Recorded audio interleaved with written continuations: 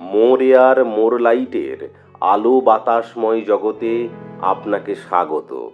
কৃতজ্ঞতা জানাই মোর এয়ার মোর লাইট পরিবারের সমস্ত সদস্যকে। চ্যানেলটি সাবস্ক্রাইব করে আপনিও আমাদের একজন হয়ে উঠুন।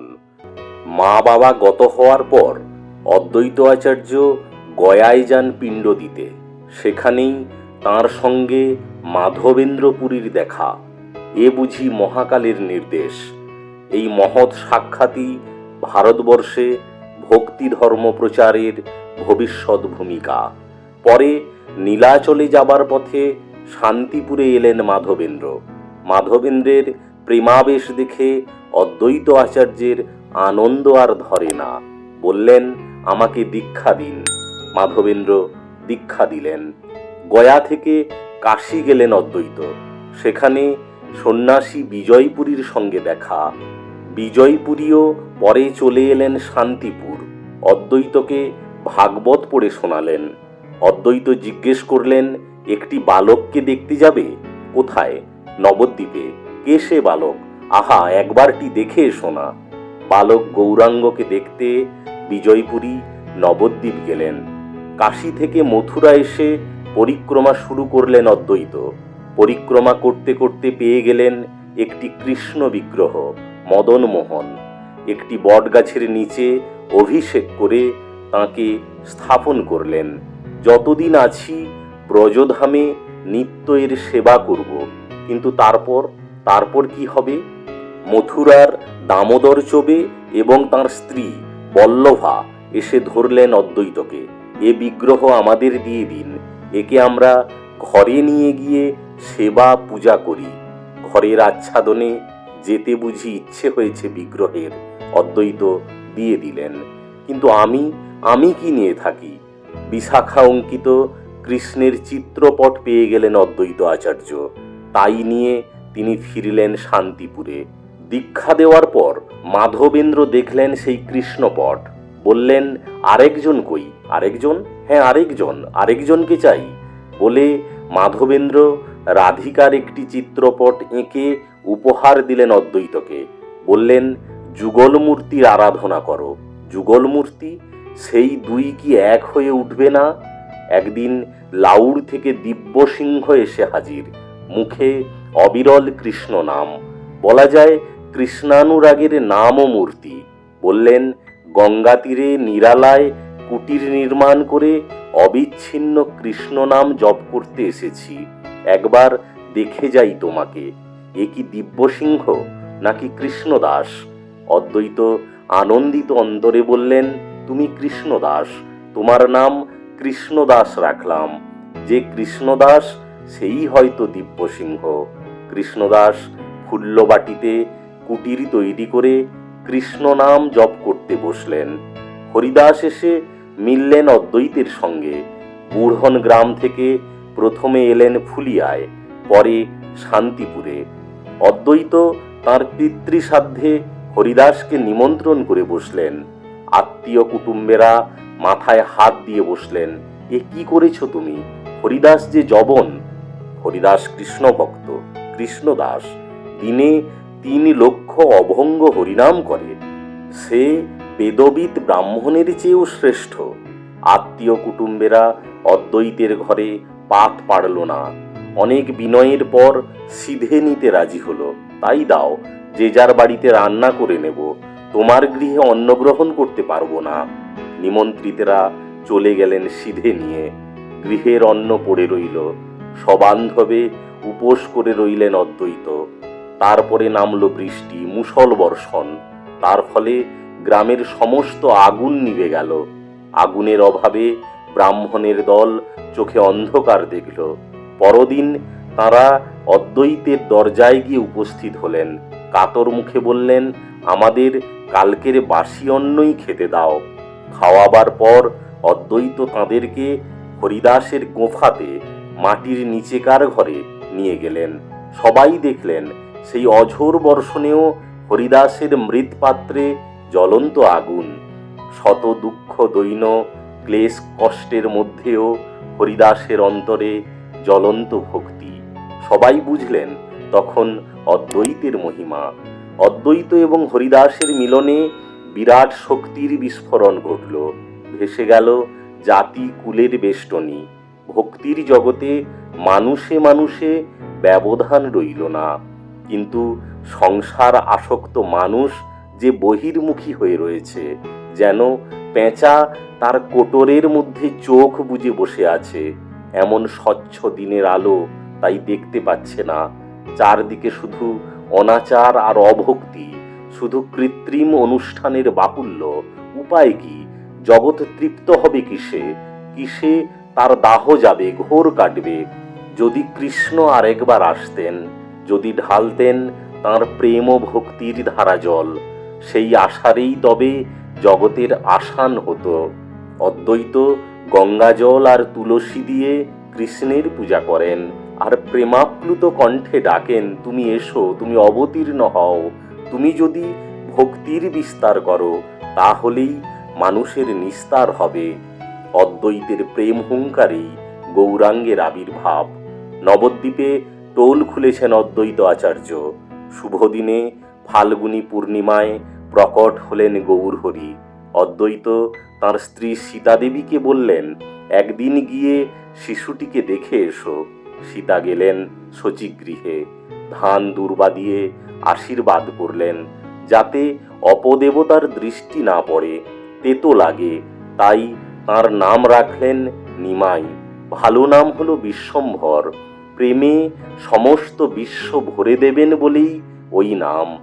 সমস্ত দেখে শুনে অদ্বৈতের বুঝতে বাকি রইল না, এই সেই পরিত্রাতা, যার জন্যে তাঁর এতদিনের প্রতীক্ষা, এত গর্জন ক্রন্দন। মোর লাগি প্রভু আইলা বৈকুণ্ঠ ছাড়িয়া। কিন্তু প্রভু নিজে না ঘোষণা করলে নিঃসংশয় হই কি করে? বড় ভাই বিশ্বরূপের সঙ্গে বিশ্বম্ভর মাঝে মাঝে আসেন অদ্বৈত মন্দিরে।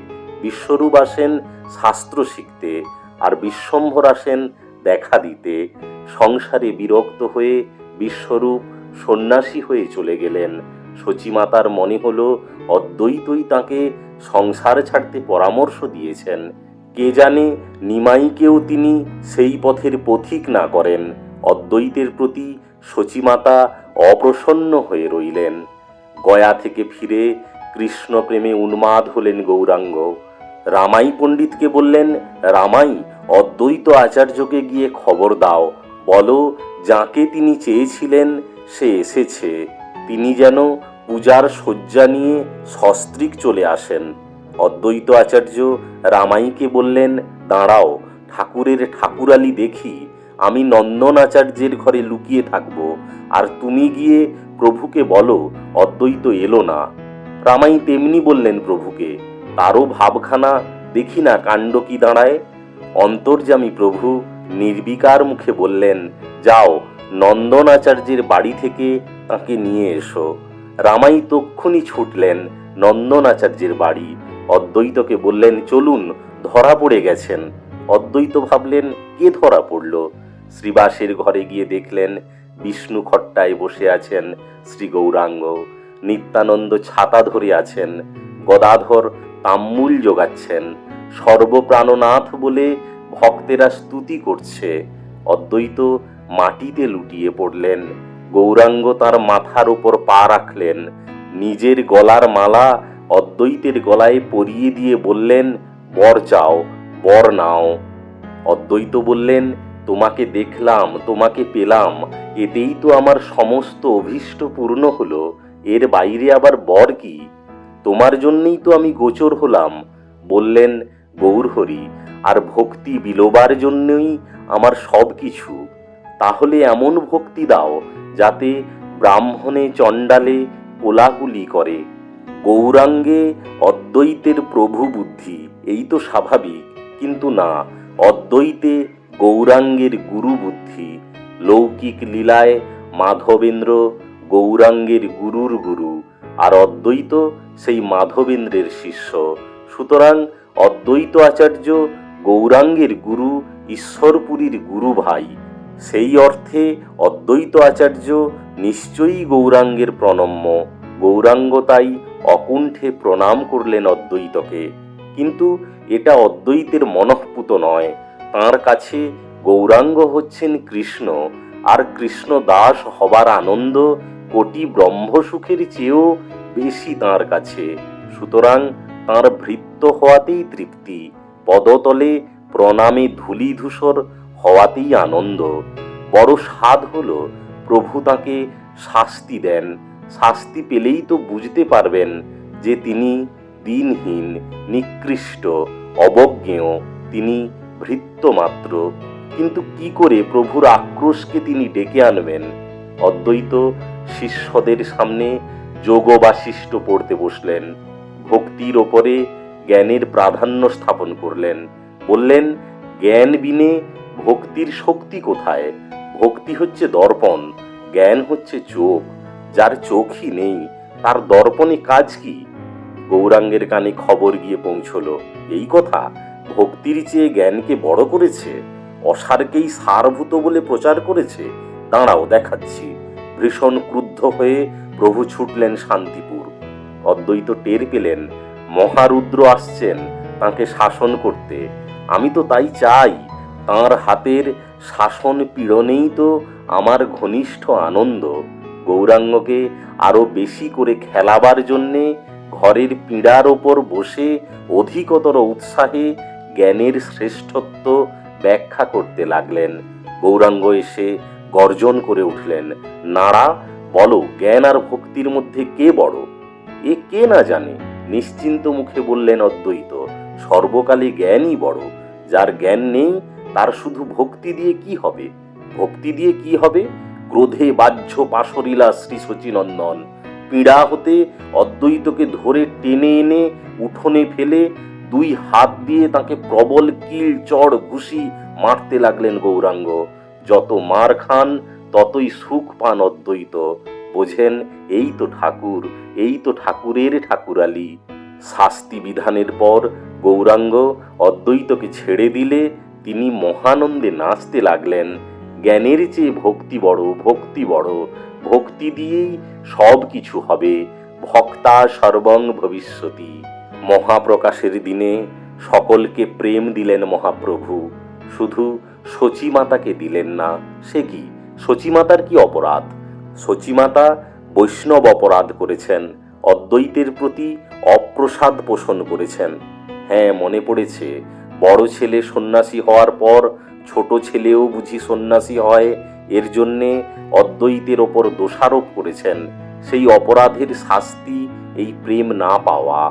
শিক্ষাগুরু ভগবান জননীকেও শাস্তি দিলেন। এখন উপায়? এই অপরাধের খণ্ডন হবে কি করে? একটি মাত্র প্রণামে, একটু মাত্র ক্ষমায়। শচীমাতা অদ্বৈতকে প্রণাম করতে গেলেন। অদ্বৈত পদধূলি দিতে রাজি হলেন না। কি করে আমি মা যশোদাকে পদধূলি দিই? শচীমাতার মাহাত্ম্য বর্ণনা করতে করতে আবেশে অদ্বৈত মূর্ছিত হয়ে পড়লেন। আর সেই সুযোগে তাকে প্রণাম করলেন শচীমাতা। প্রণামী সঙ্গে সঙ্গে ক্ষমাকে আবাহন করে নিয়ে এলো। সঙ্গে সঙ্গে অপরাধের খণ্ডন হয়ে গেল। শচীমাতার শরীরে জাগলো প্রেম ও বিকার। কাজী দমনের দিন যখন কীর্তনে বেরোলেন গৌরাঙ্গ, দলের প্রথমে রাখলেন হরিদাসকে, মধ্যে অদ্বৈতকে, আর শেষে নিত্যানন্দকে। এ যেন কাজীকে সম্বোধন করে বলা, দেখো ভক্তি ধর্মের মহিমা, যেখানে জাতিকুলের বিচার নেই, যেখানে মুসলমান ও ব্রাহ্মণের চেয়ে অধিকতর গৌরবের অধিকারী হতে পারে, আর সবার নিচে সবার পিছে সর্বহারাদের মাঝে আমরা দুই ভাই, গৌর নিতাই। কাটোয়ায় গিয়ে সন্ন্যাস নিলেন গৌরাঙ্গ। বৃন্দাবনের উদ্দেশ্যে ছুটতে লাগলেন উন্মত্ত হয়ে। কোথায় বৃন্দাবন, কোথায় যমুনা? পথ ভুলিয়ে নিত্যানন্দ তাকে গঙ্গা তীরে নিয়ে এলেন। বললেন, এই যমুনা। যমুনা ভ্রমে গঙ্গাতেই অবগাহন করলেন গৌরাঙ্গ। মনে পড়ল, এক কৌপিন পরেই তিনি গৃহত্যাগ করেছেন। এখন স্নানান্তে দ্বিতীয় কৌপিন পাবেন কোথায়? তাকিয়ে দেখলেন গঙ্গা তীরে কৌপিন আর বহির্বাস নিয়ে অদ্বৈত আচার্য দাঁড়িয়ে আছেন। এ কি? তাঁর বৃন্দাবনে আসার খবর অদ্বৈত জানলেন কি করে? মুহূর্তে বাহ্যজ্ঞান ফিরে এলো গৌরাঙ্গের। তবে এ বৃন্দাবন নয়, এ আমি যমুনায় স্নান করিনি। অদ্বৈত বললেন, তোমার চরণের স্পর্শে পবিত্র সমস্ত স্থানই বৃন্দাবন, আর যেখানে তুমি স্নান করবে তাই যমুনা। গঙ্গার যমুনা এক ধারা, একাকারা। নৌকো করে গৌরাঙ্গকে নিয়ে তিনি এলেন নিজের বাড়িতে, যত্ন করে খাওয়ালেন, 2-3 দিন ধরে রাখলেন, সেবা করার সুযোগ নিলেন, নৃত্য কীর্তন দেখালেন। তারপর নীলাচলের পথে রওনা করিয়ে দিলেন। পথে কে গৌরাঙ্গের দেখাশোনা করবে? অদ্বৈতই সঙ্গী নির্বাচন করে দিলেন। নিত্যানন্দ, জগদানন্দ, দামোদর আর মুকুন্দ। কেন আমিও যাই না সঙ্গী হয়ে? নদিয়ায় চাঁদের হাট ভেঙে গেলে আমি এখানে কি নিয়ে থাকব? প্রভু তাকে ফিরিয়ে দিলেন, বললেন, তুমি যদি ব্যগ্র হও তাহলে আর সকলকে, আমার জননীকে কে প্রবোধ দেবে? অদ্বৈতকে আলিঙ্গন করে নিবৃত্ত করলেন গৌরাঙ্গ, ফিরিয়ে দিলেন। তারপর প্রায় 3 বছর কেটে গেছে। যখন শুনলেন মহাপ্রভু দাক্ষিণাত্য পরিক্রমা করে নীলাচলে ফিরেছেন, তখন অদ্বৈত নিজেই চললেন নীলাচলে। মান্যপাত্র সর্বশিরোধার্য।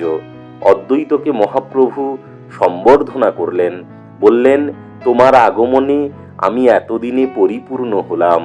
সংকীর্তনে মূল গায়েন এবং প্রধান নর্তকের পদে অদ্বৈত আচার্য নির্বাচিত হলেন। নরেন্দ্র জলকেলি, গুন্ডিচা মার্জন, উদ্যান ভোজন, রথাগ্র নর্তন সব ব্যাপারে অদ্বৈতই অগ্রগণ্য। অদ্বৈতই মহাপ্রভুর কাছে আপনে ঈশ্বর অংশ, জগতের গুরু। সেই অদ্বৈতই একদিন ফুল আর তুলসী দিয়ে মহাপ্রভুর পূজা করতে বসলেন। আমি দাস, আমি ঈশ্বর নই। প্রভুর এই কথা আর মানতে রাজি নয় অদ্বৈত, কিন্তু প্রভুও ছেড়ে দিলেন না। পূজাপাত্র থেকে ফুল তুলসী নিয়ে তিনি অদ্বৈতকে পূজা করলেন। জোহসি সোহসি নমঃস্তুতে, তুমি যে হও সে হও, তোমাকে নমস্কার, নমস্কারের উত্তরে নমস্কার। এই মতো অন্যোন্যে করেন নমস্কার। শিব রামকে নমস্কার করছে, রাম শিবকে। আজ শুধু চৈতন্যের গান হবে। ভক্তদের বললেন অদ্বৈত, আজ আর কোনো অবতার গাওয়া নেই, সর্ব অবতারময় চৈতন্য গোসাই। সেই থেকে চৈতন্য লীলাগানের আরম্ভ। ফিরে যাবার সময় প্রভু বললেন, আচণ্ডালে কৃষ্ণ ভক্তি দান করো, কিন্তু প্রতি বছর নীলাচলে আমি আসব তোমাকে দেখতে। অদ্বৈতের এই অনুরোধে সম্মতি দিলেন প্রভু। সেবার নীলাচলে কি বৃষ্টি! প্রতিবারই নানা রকম শাকের ব্যঞ্জন তৈরি করে প্রভুকে খাওয়ান অদ্বৈত। প্রভুকে তো একা নিমন্ত্রণ করা যায় না, তাঁর পার্শ্বদেরও বলতে হয়। কিন্তু সেবার প্রভুর একাকী খেতে ইচ্ছে হলো। অনেকের সঙ্গে এলে তাকে অল্প খেয়ে উঠে পড়তে হয়, তেমন করে পেট ভরে না। সেবারও যথারীতি সদল বলে ডাকা হয়েছে প্রভুকে। সীতাদেবী যোগান দিয়েছেন, আর সমস্ত একা হাতে রান্না করেছেন অদ্বৈত। প্রভু একা এসে সমস্ত গ্রহণ করুন, এ বুঝি অদ্বৈতেরও গোপন অভিলাষ। সন্ন্যাসী গোষ্ঠী নিয়ে এলে অল্প একটু মুখে তুলেই তিনি উঠে পড়বেন। শুরু হলো প্রচণ্ড ঝড়, নামলো তুমুল শিলাবৃষ্টি। সন্ন্যাসী গোষ্ঠীর সাধ্য কি বাড়ি থেকে বেরোয় খেতে আসে? ঝড়ে অন্ধকারে পথ ঘাট সব মুছে গিয়েছে। মুখে হরে কৃষ্ণ হরে কৃষ্ণ। শুধু একা প্রভু এসে দাঁড়িয়েছেন, বললেন, কি রান্না করেছ? সব নিয়ে এসো। আর যদি কেউ না আসে আমি একা খাবো, কিছুই বেশি হতে দেব না। কিছুই বেশি হবে না, কমও পড়বে না। সর্বত্র এই একেশ্বরেরই জয় হোক। বল্লভ ভট্ট তর্ক তুললেন, কৃষ্ণই যদি পরম গতি, একমাত্র পুরুষ, তবে জীব প্রকৃতি তাঁর স্ত্রী। পতিব্রতা স্ত্রী কি কখনো স্বামীর নাম উচ্চারণ করে? তবে তোমরা কৃষ্ণ নাম বলছো কি করে? এ তোমাদের কিরকম ধর্ম? অদ্বৈতকে লক্ষ্য করে বললেন বল্লভ। অদ্বৈত বললেন, পরমপতি প্রভুকে জিজ্ঞেস করো। শ্রীচৈতন্য নিজের থেকে বললেন, বল্লভ, তুমি ধর্মের মর্ম জানো না, তাই তোমার এই উদ্ভট প্রশ্ন। স্বামীর আজ্ঞা পালন করাই স্ত্রীর ধর্ম। স্বামীর নাম নেওয়ার জন্য স্বামী স্ত্রীকে আদেশ করেছেন। স্ত্রী যদি পতিব্রতা হয় তাহলে স্বামীর সে আদেশ সে অমান্য করে কি করে? অতএব যাও, তুমিও কৃষ্ণ কৃষ্ণ বলো। নাম করতে করতেই প্রেমের দেখা পেয়ে যাবে, আর তোমার প্রশ্ন থাকবে না, তর্ক থাকবে না। নীলাচলে যাবার পথে জগদানন্দ এসেছেন শান্তিপুর। অদ্বৈতকে জিজ্ঞেস করলেন, প্রভুকে কিছু বলবার আছে? অদ্বৈত বললেন, তুমি সেই বাউলকে বলো, সকলে বাউল হয়ে গিয়েছে, হাটে আর চাল বিকোচ্ছে না। কি করে বিকোবে? কেউই যে আর আউল নেই, কারুরই আর ব্যস্ততা নেই, সবাই চুপচাপ বসে আছে। যদি জিজ্ঞেস করেন এ কথা কে বলেছে, জিজ্ঞেস করল জগদানন্দ। অদ্বৈত বললেন, বলো, যে বলেছে সেও এক বাউল। বাউলকে কহিও লোকে হইল বাউল, বাউলকে কহিও হাটে না বিকায় চাউল, বাউলকে কহিও কাজে নাহিক আউল, বাউলকে কহিও ইহা কহিয়াছে বাউল। কলিযুগে জীবকে কৃষ্ণ নাম দেবার জন্যে তোমাকে আহ্বান করেছিলাম, তুমি এসেছ। নির্বিচারে আপামর মানুষকে কৃষ্ণ প্রেম বিতরণ করেছ। কৃষ্ণ প্রেম পায়নি এমন লোক আর সংসারে নেই। যাদের ওপর বিতরণের ভার ছিল তাদেরও কাজ ফুরিয়েছে। এবার তবে হাট গুটিয়ে ফেলো। মহাপ্রভু বুঝলেন অদ্বৈত তাঁকে অন্তর্ধান করবার ইঙ্গিত পাঠিয়েছেন। তথাস্তু, তাই হোক বলে তিনি চুপ করে গেলেন। মহৎ জীবনের মশালের আগুন থেকে নিজের জীবনের প্রদীপটুকু জ্বালিয়ে নিতে ভুল করবেন না। এখনই সাবস্ক্রাইব করুন মোর এয়ার মোর লাইট চ্যানেলটিকে। আরও বাতাস, আরও আলোতে ভরে উঠুক সবার জীবন।